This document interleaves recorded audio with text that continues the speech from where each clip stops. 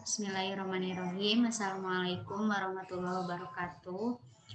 Alhamdulillahirrahmanirrahim. Wabihi nasta'inu ala umuri dunya waddin. Wassalatu wassalamu ala asyrofil anbiya'i wal mursalin wa ala alihi washabihi ajma'in amma ba'du. Perkenalkan, saya Fauzia Nurwahida dengan NIM 2113030700048 dari kelas HTNB akan mempresentasikan paragraf dan pengembangannya. Pengertian paragraf. Paragraf adalah gabungan dari beberapa kalimat yang di dalamnya terkandung ide pokok atau gagasan utama yang tersusun secara rapi, agar materi yang dibahas tidak keluar dari pokok-pokok pembicaraan. Paragraf merupakan suatu kesatuan pikiran yang didampingi oleh beberapa kalimat pendukung. Salah satu dari sekumpulan kalimat dalam paragraf merupakan kalimat topik, sedangkan kalimat-kalimat lainnya merupakan pengembang dan berfungsi memperjelas dan menerangkan kalimat topik. Paragraf adalah bagian dalam suatu karangan yang biasanya mengandung satu ide pokok dan penulisannya dimulai dengan garis baru.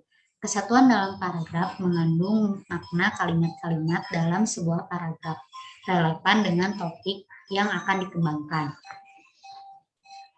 Jenis-jenis paragraf. Yang pertama ada paragraf berdasarkan posisi kalimat, yang kedua paragraf berdasarkan nilai isi, dan paragraf berdasarkan fungsi dalam tulisan. Paragraf berdasarkan posisi kalimat. Yang pertama itu adalah paragraf deduktif. Paragraf deduktif adalah paragraf yang kalimat utamanya berada di awal. Contohnya, belakangan ini kegiatan belajar mengajar bisa dilakukan secara daring tanpa perlu tatap muka. Jadi, inti pokok dari paragraf ini adalah kegiatan belajar mengajar bisa dilakukan secara daring. B. Paragraf induktif. Paragraf induktif adalah paragraf yang kalimat utamanya berada di akhir paragraf. Nah, penyajian paragraf ini juga diawali dengan beberapa kalimat penjelas. Kemudian, dari kalimat penjelas tersebut dibuat sebuah generalisasi atau simpulan.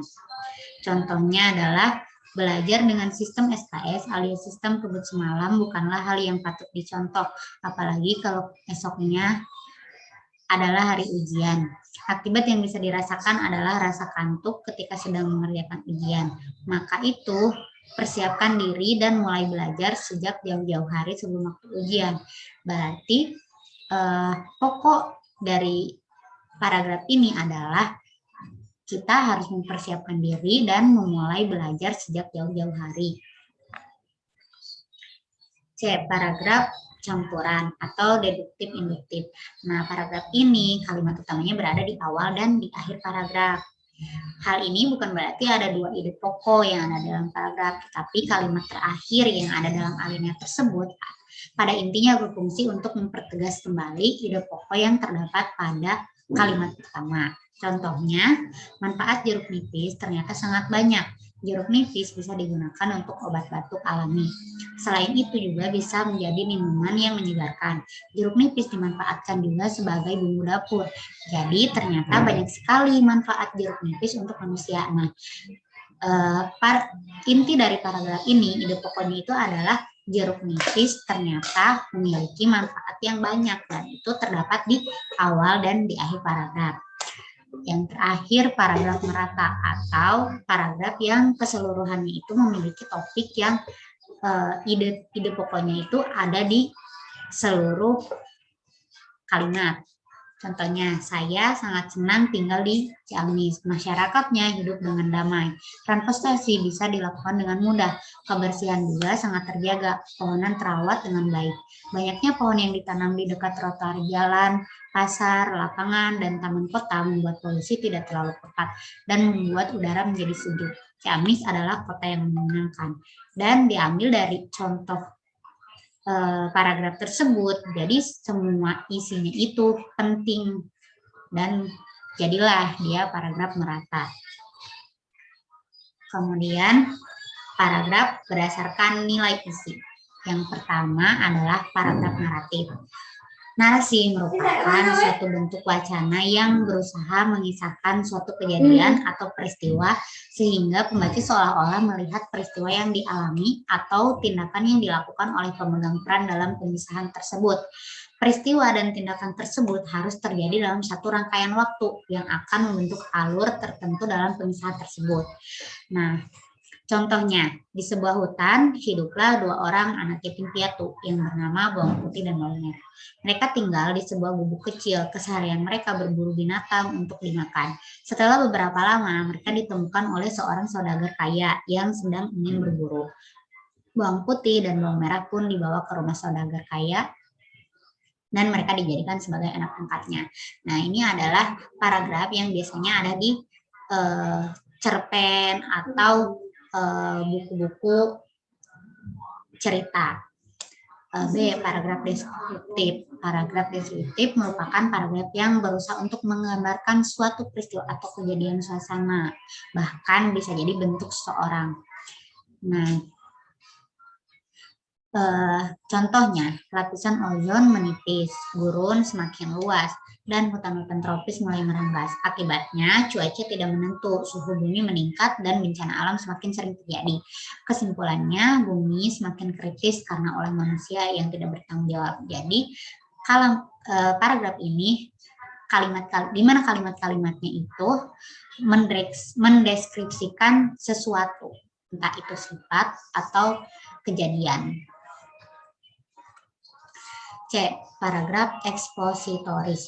Paragraf ekspositoris merupakan paragraf yang berusaha untuk memaparkan, menjelaskan, atau menginformasikan suatu hal atau topik untuk menambah pengetahuan dan wawasan pembaca.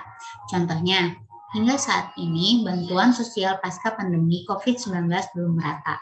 Hal ini disaksikan oleh beberapa wilayah di Indonesia, misalnya yang terjadi di kalangan masyarakat sekitar. Terlihat beberapa masyarakat kalangan bawah yang kelaparan. Keadaan seperti ini menunjukkan bahwa bantuan pemerintah belum merata. Nah, paragraf ini akan merinci, menjelaskan, merumuskan, dan menyimpulkan tentang sesuatu yang terjadi dan menginformasikan kepada para pembacanya. D. Paragraf argumentasi. Nah, paragraf argumentasi ini berisikan tentang pandangan penulis terhadap suatu topik. Contohnya, kemarau tahun ini cukup panjang. Sebelumnya, pohon-pohon di hutan sebagai penyerap air banyak yang ditebang. Di samping itu, irigasi di desa ini tidak lancar. Ditambah lagi dengan harga pupuk yang makin mahal dan kurangnya pengetahuan para petani dalam menggarap lahan tanahnya. Oleh karena itu, tidak mengherankan panen desa ini selalu gagal. Nah, jadi dalam paragraf ini, penulis itu akan menyampaikan agar pembaca itu bisa sependapat dan sepaham kepada penulis mengenai topik yang disampaikannya. Paragraf persuasi. Paragraf persuasi merupakan paragraf yang berisi tentang unsur, bujukan, ajakan, himbauan, atau saran kepada pembaca. Berbeda dengan paragraf argumentasi yang menitik beratkan kepada logika pembaca, persuasi ini lebih menitik beratkan kepada emosi para pembaca. Contohnya, ilmu merupakan hal yang sangat penting di dunia. Bahkan Nabi Muhammad telah memerintahkan kita untuk menuntut ilmu dari lahir hingga kita mati. Hal ini dikarenakan dengan apabila kita berilmu, kita bisa bermanfaat bagi orang lain. Nah, jadi paragraf ini itu akan berusaha membujuk pembaca agar berkeinginan melakukan sesuatu yang diinginkan oleh penulis. Jadi dalam contoh tadi, penulis itu mengajak pembaca untuk menuntut ilmu. Paragraf berdasarkan fungsi dalam tulisan. Satu, ada paragraf pembuka yang di paragraf ini merupakan paragraf yang mengawali sebuah tulisan. Paragraf ini berisi tentang pokok-pokok persoalan yang dikembangkan pada alinea pengembang atau isi yang berfungsi untuk memberikan gambaran-gambaran kepada pembaca. Baiklah, terima kasih sudah memberikan waktu kepada saya untuk mempresentasikan tentang paragraf. Kurang lebihnya mohon maaf. Wassalamualaikum warahmatullahi wabarakatuh.